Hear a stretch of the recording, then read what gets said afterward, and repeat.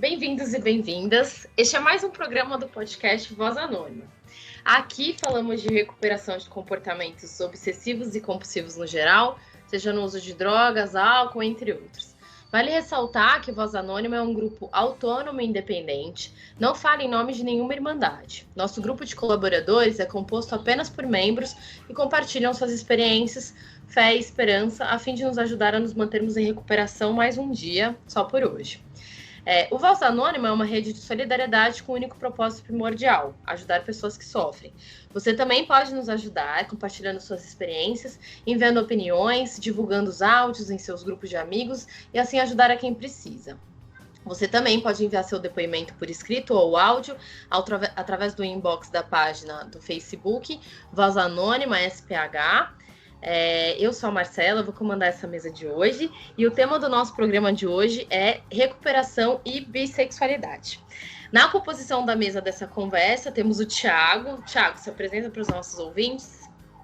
Fala, pessoal, estamos aí para mais uma edição. Obrigado pelo convite, Marcela, de participar e estamos juntos só por hoje. Legal, Ti. E o nosso convidado que irá compartilhar suas experiências pessoais é o Roberto. Roberto, se apresenta e conta pra gente o que foi que te fez buscar a recuperação. Bom, olá, eu sou o Roberto, eu sou um adicto de recuperação e eu me encontro no meu 10º ano sem uso de drogas. E eu tive um período com uso de drogas, a princípio foi divertido e com o passar do tempo foi dominando a minha vida e eu acabei chegando a um ponto total desespero, tentar suicídio. Eu encontrei todo o apoio na Irmandade de 12 Passos, que me acolheu e me mostrou uma nova maneira de viver. Legal. Você trouxe alguma literatura para ser lida para o tema de hoje?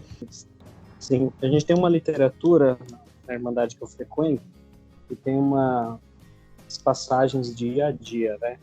Dia 28 de julho, página 218 do livro Só por Hoje, de Narcóticos Anônimos. Segredos e intimidade. Temíamos que, se alguma vez revelássemos como éramos de fato, certamente seríamos rejeitados. Texto básico, página 34.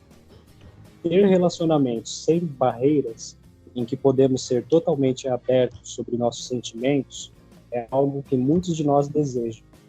Ao mesmo tempo, a possibilidade de uma intimidade assim nos causa mais medo do que qualquer outra situação na vida. Se examinarmos o que nos amedronta, geralmente descobriremos que estamos tentando esconder algum aspecto de nossas personalidades do qual nos envergonhamos. Um aspecto que, às vezes, ainda não admitimos nem a nós mesmos. Não queremos que os outros saibam de nossas inseguranças, de nossa dor ou de nossas necessidades. Então, simplesmente nos recusamos a mostrá-las. Podemos achar que, se ninguém souber a respeito de nossas imperfeições, elas deixam de existir. Só por hoje, eu tenho oportunidades de partilhar meu eu interior. Vou aproveitar essas oportunidades e me aproximar daqueles que amo. Legal. E conta pra gente, né? A literatura fala de segredos e intimidade, também cita relacionamentos sem barreira. Por que você escolheu essa literatura? Eu escolhi essa literatura e até já introduzindo um pouco aí o tema do programa, né, que é recuperação de sexualidade. Eu vivi muito tempo preso a na verdade, preso pelo meu próprio preconceito, assim, desde a adolescência eu já sentia atração por pessoas de ambos os sexos, né? E eu frequentava uma instituição católica, e eu lembro que na época eu treinava judô nessa instituição católica, e do lado tinha o pessoal da ginástica olímpica, e aí tinha uns tijolos assim vazados. Eu ficava olhando e eu dizia para o pessoal que eu estava olhando para as meninas, mas na verdade eu estava olhando era para todo mundo. Só que eu só falava das meninas, obviamente, porque o ambiente em que eu cresci, o ambiente que eu até convivo até hoje, inclusive, é muito preconceituoso com relação a isso.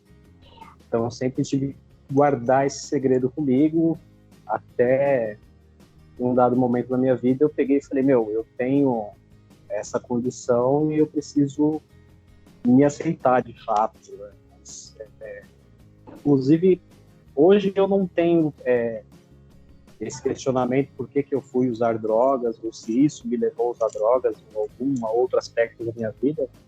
Eu sou responsável pela minha recuperação. O que aconteceu, ou por que aconteceu, eu não tenho que ficar encontrando motivos, né? Até para não tentar ficar encontrando culpados fora de mim para tudo que aconteceu na minha vida.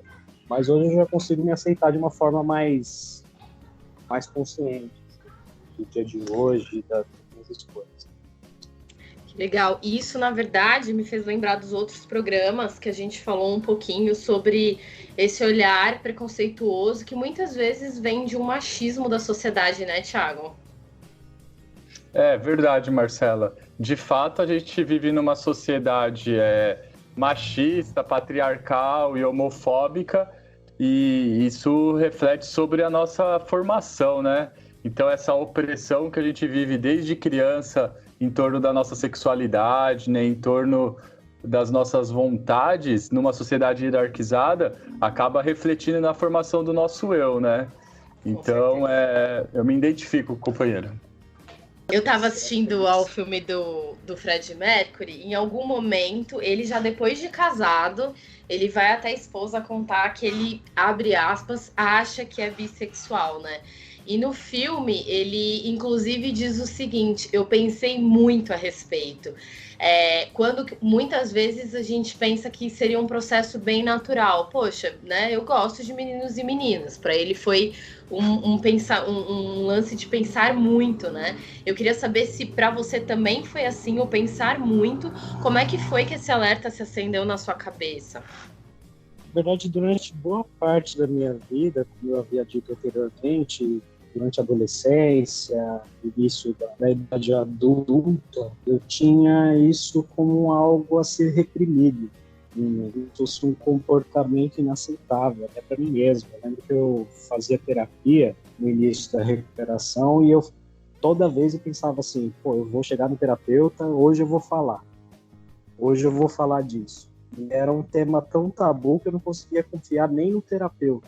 E, na verdade, através do trabalho de passos, depois que eu com o padrinho, um guia para trabalhar os passos, que é uma literatura de Narcóticos Anônimos, da Irmandade Pós-Frequente, e eu lembro que tinha uma pergunta, tinha um tópico sobre sexualidade, eu não toquei no assunto, não consegui tocar no assunto. Na última pergunta, tem uma última pergunta que fala assim, você gostaria de falar mais alguma coisa que você não falou, aquele segredo, aquela coisa? E eu também não tinha respondido a pergunta por escrito, tamanho era o medo que eu tinha desse assunto, de revelar isso, e eu acabei falando. Peguei e falei, vou confiar no processo, e acabei falando. E, na verdade, eu fui muito bem compreendido naquela situação. Até a temperatura que fazia. Eu estava num parque, era um local público, tinham outras pessoas próximas, e eu estava falando daquilo, e meu padrinho tratou isso de uma forma super natural, assim, super amorosa. Existem várias pessoas que são assim também, você não é o único. E aí eu consegui aceitar isso de uma maneira mais confortável. E com o passar do tempo, eu consegui compreender melhor como funcionava esse mecanismo, como funcionava isso dentro de mim. E aí hoje eu consigo me aceitar numa boa. Consigo falar disso com naturalidade, inclusive em público, eu não tenho nenhum problema com isso. Embora na verdade, eu não me sinto confortável em falar sobre sexualidade com qualquer pessoa. Porque muitas vezes o bissexual ele é classificado como uma pessoa devassa. Tipo, no sábado à noite dobram as suas possibilidades. E, na verdade, assim que as coisas são. Muito pelo contrário, sou um cara até bem conservador assim, tá? Nessa área sexual. Eu compreendo que as pessoas talvez agreguem o bissexual ao eu tô pronto para qualquer negócio, né? E você acha que dar esse nome para sexualidade te ajudou em alguma coisa? Falar, tá bom, eu sou bissexual. E isso ajudou no processo? Eu creio que não. Eu creio que essas nomenclaturas que a gente precisa colocar, classificar, porque até mesmo dentro do movimento LGBT, QI+, enfim, eu não acompanho muito essas siglas, não faço parte de movimento algum, mas eu já conversei com algumas pessoas, com transexuais, com homossexuais, e na verdade a gente é encarado dentro do próprio movimento como pessoas que não se decidiram, tipo, fala a verdade, você tá com medo, né? Você tá com medo de sair do armário. Mas, eu acho isso, na verdade, uma grande, assim, uma grande babaquice, eu diria assim. Me classificar, colocar uma placa no meu pescoço e falar, tá bom, eu estou dentro dessa caixa. Até porque tem muitos momentos da minha vida em que eu tenho uma tendência mais hétero, tem algumas tendências que eu tenho uma tendência mais gay, então é uma coisa assim não muito compreendida nem por quem estuda o assunto. Sim. Thiago, você quer falar alguma coisa? Marcela, com a partilha do companheiro Roberto, eu estava pensando aqui que, apesar de me denominar como heterossexual, durante a adicção ativa eu acabei tendo experiências sexuais que foram muito difíceis para que eu entendesse de fato o que estava acontecendo, né? O uso de drogas, né? Principalmente a combinação entre álcool e a cocaína, ela aflorava um lado sexual meu que eu... quando eu acordava no outro dia, eu ficava extremamente em choque, né? Eu tive muita dificuldade de me aceitar, por exemplo, relacionamento com travesti. Em certo momento da minha adicção ativa, eu criei um fetiche por travesti muito grande e que eu só consegui realmente me libertar dessa... Não me libertar, mas entender essa questão nas Irmandades Anônimas, né? Porque lá no Quarto Passo tem um capítulo que fala só sobre a questão da sexualidade, porque é de fato um tabu para nós, né? E para mim foi um tabu muito grande, né? Entender essas aventuras sexuais que eu tive durante a adicção ativa. Porque eu em sobriedade, eu de fato, essas fantasias, elas não existem assim, né? Mas a partir do momento que eu tô em uso, parece que se aflora a questão essa questão mais de uma busca de uma aventura sexual, de orgia, promiscuidade, né? Então, quando eu tava no uso, a minha imaginação sexual era só em orgia, promiscuidade. Eu queria estar num motel com 3, 4, 5 pessoas, né? Eu queria viver essa questão, né? Mas foi um processo de conhecimento meu, assim, que na verdade ainda estou em processo, né? Muito, muito importante você falar disso, porque eu aqui já no universo feminino, eu compreendo e eu acredito, pelas trocas de experiências que eu tenho com amigas muito próximas, o processo da bissexualidade para a mulher, ele é diferenciado. Ele não é tão traumático como eu percebo que é para o homem. Eu acho que isso se deve bem ao tipo de sociedade que a gente vive, né? E eu achei muito legal, primeiro, ele ter falado da importância do padrinho, né? Nesse momento que é a pessoa em quem eu confio e que eu posso falar alguma coisa, que está me guiando no trabalho de recuperação. E eu, assim, eu não consigo compreender, porque eu totalmente o oposto. No uso, eu não tinha nenhum pensamento sexual, nenhum. Bem diferente, né? Como o universo, ele é diferente do homem e da mulher. Sim. E, Roberto, queria que você falasse um pouquinho, assim, já que a gente tocou nesse assunto, da importância do padrinho, né? E se você, assim, se você tem alguma experiência com pessoas que são bissexuais e são mulheres, para elas, se você já chegou a trocar essa ideia com alguém e foi do mesmo jeito ou não, foi mais tranquilo, como eu penso que é para mulher, porque é tudo que eu acho, né, aqui. Sim. Sobre a importância do padrinho, na minha recuperação foi de fundamental importância. Desde o meu primeiro mês de sobriedade, eu tenho o mesmo padrinho até hoje. Ele me acompanha, a gente já está renovando a cada 90 dias, como ele disse lá atrás, né? A gente vai renovando o contrato a cada 3 meses, né? Vamos aí, vamos voltando, vamos aí. E na verdade, assim, o programa diz que provavelmente você vai parar de usar drogas apenas frequentando as reuniões. E isso é de fato. Apenas frequentando as reuniões, o indivíduo consegue parar de usar drogas. Agora, se ele quiser uma maneira de viver diferenciada, se encontrar de fato, conseguir resolver essas questões, ele precisará praticar os 12 passos. E não tem como fazer isso sozinho, lendo a literatura. Eu tentei fazer isso, na verdade, 2 anos antes de chegar na Irmandade que eu frequento, eu já lia o site, eu ficava entrando no site, lia lá, admitindo, eu ficava olhando no dicionário o que significava. Mas, na verdade, eu tinha que ir lá, eu tinha que conhecer as pessoas, porque é a ajuda de um indivíduo ao outro, essa empatia, esse laço de empatia que faz o programa funcionar de fato. Com relação à diferenciação entre a bissexualidade masculina e feminina, a minha irmã, ela é bissexual também, e na verdade ela admitiu para a família com uma naturalidade muito maior que a minha. Ela chegou para a família toda e contou, e tá tudo certo, eu fico com meninas e meninos, e tá tudo certo. E a dificuldade que ela encontra, que é uma dificuldade que eu não encontro, que eu acho que isso é sim sintoma da nossa sociedade educada através de filme pornô, enfim.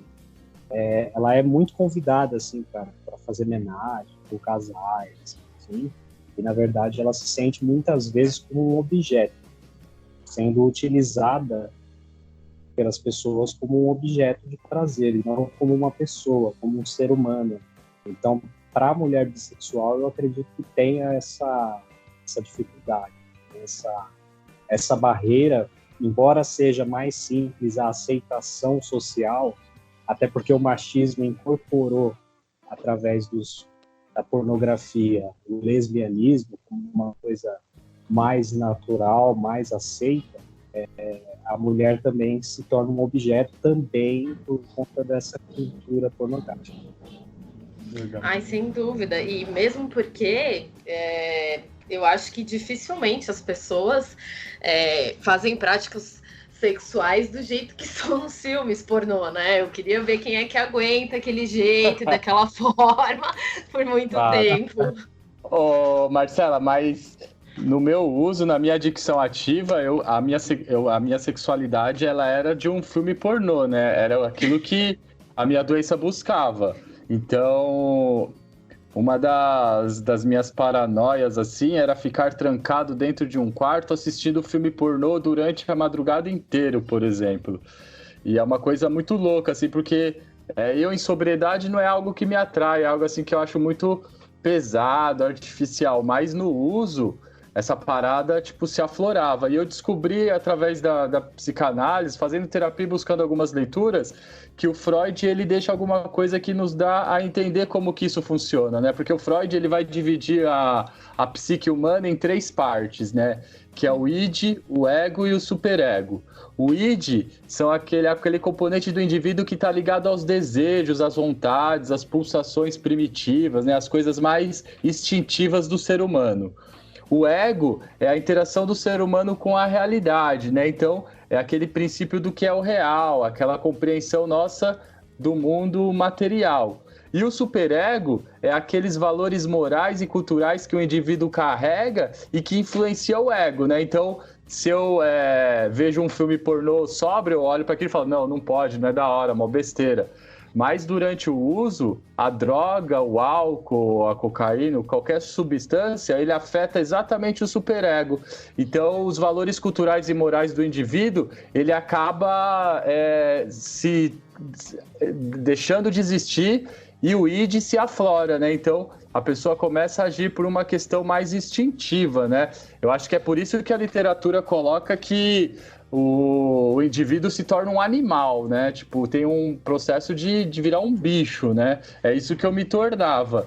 E isso é muito louco, assim, porque é isso que me fez entender que... E eu só entendi na Irmandade quando eu ouvi outras pessoas falando sobre isso, porque para mim era muito difícil aceitar o sexo anal, por exemplo, que eu achava, falar, caraca, porque eu, na sobriedade, eu não buscava, mas quando eu estava no uso, aquilo para mim aflorava, né? Era o que eu queria. E eu só descobri isso ouvindo a partilha de outros companheiros que tinham tido as mesmas experiências, se denominando heterossexuais, mas que tiveram experiências bissexuais, ou participaram de orgias, ou participaram de promiscuidades, né? E eu até brincava na clínica para tirar um barato com os machistas lá, a galera que se a pessoa não teve uma relação bissexual ou não saiu com um travesti, não era adicto, né? Porque eu acho que todo adicto teve uma experiência sexual muito louca durante a sua adicção ativa. Eu não sei. Ah, com certeza. Eu sei essa parte da literatura. Eu também acho que a gente se aproxima do mais instintivo, o animal possível no uso, né? E agora eu queria, né, saber do Roberto, depois de tudo isso, o que mudou nos seus relacionamentos? Depois tá bom, eu entendi, eu gosto de meninos e gosto de meninas. O que foi diferente?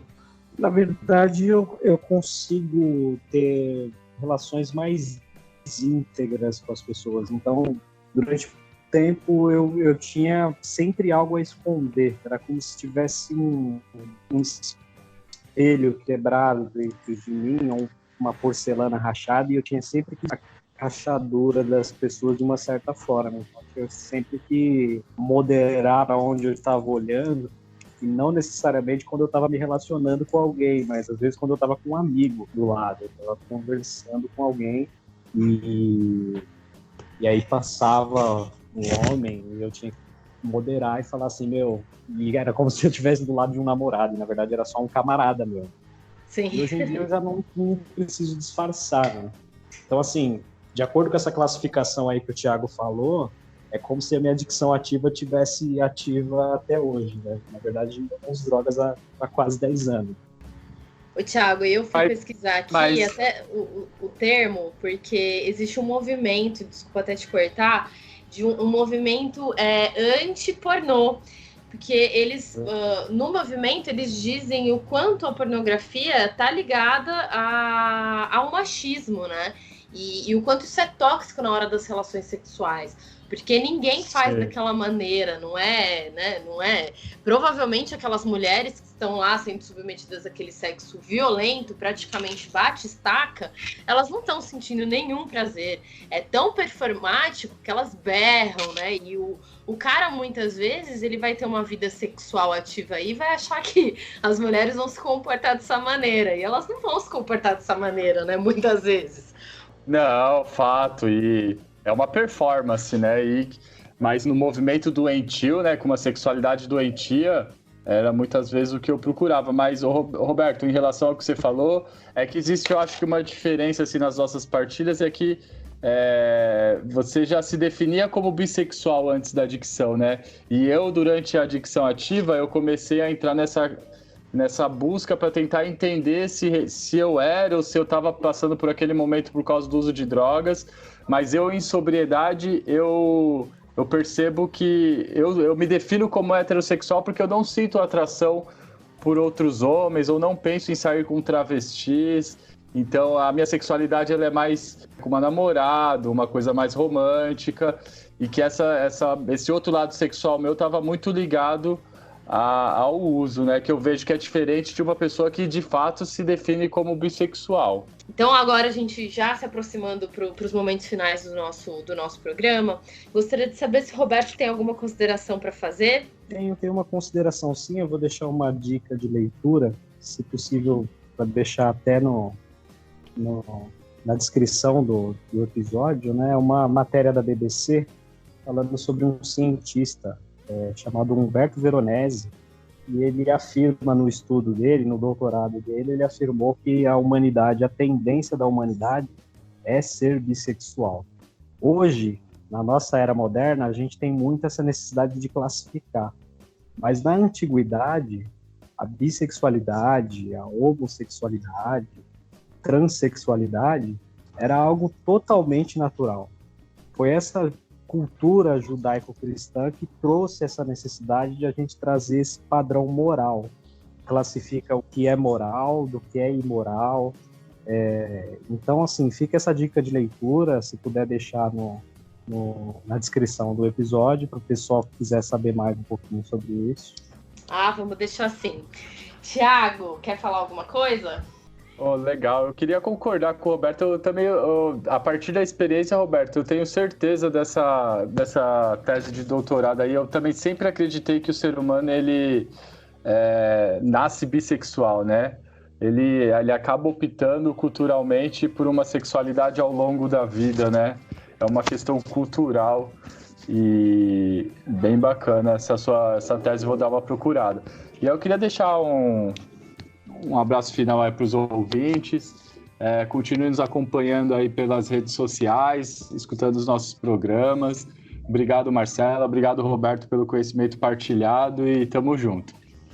Tia, aproveita e fala pra gente quais são as plataformas que tem nossos programas disponíveis. Legal, Marcela. O pessoal que está nos ouvindo aí pode conhecer um pouco mais sobre o podcast Voz Anônima através do Facebook, né? facebook.com/Voz Anônima SPH, de Só Por Hoje. E você também pode acessar as plataformas de streaming, né? Através do Spotify, Deezer, Megafono, Anchor ou até mesmo no YouTube. Então lá você pode acessar as nossas edições. Obrigada. E encerrando, também estou super curiosa para ler essa matéria. Eu também compartilho, assim, mas é uma coisa mais intuitiva de que todo mundo é bissexual na origem. A gente só opta, eu acho que de repente na vida e também das condições que a gente vive, por uma nomenclatura, muitas vezes, né? Então, eu tô super curiosa para ler. A gente vai deixar disponível, sim. Gostaria de agradecer hoje essa mesa composta pelo Thiago. Obrigada pelas suas contribuições. Roberto, muito obrigada pela sua partilha honesta, sincera, pela coragem da exposição. E a gente espera, assim, mais programas sobre o tema, mais conhecimento sobre o tema. Muito obrigada.